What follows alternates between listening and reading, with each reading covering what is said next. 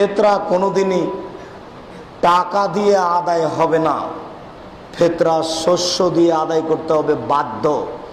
আপনি একবারে জোরালোভাবে বাধ্য, ফিতরা শস্যই দিতে হবে, টাকা নয়। সারা পৃথিবীর মানুষ যদি টাকা দেয়, সারা পৃথিবীর মানুষই গুনাহগার। দায়িত্বশীল ফিতরা নেওয়ার পরে বিক্রি করে টাকা দিবে, সেটা তার ব্যাপার। ফিতরা সাধারণত ফকির মিসকিনকে দিতে হবে। ফিতরা উঠাবেন 28শে রমজানের পরে, 28শে রমজানের আগে নয়। 28শে রমজান, 29শে রমজান, 30শে রমজান আর ঈদের দিন। 28শে রমজানের আগে ফিতরা উঠানোর কোনো বিবরণ পাওয়া যায় না। বন্টন আগে হোক পরে হোক তাতে আসে যায় না।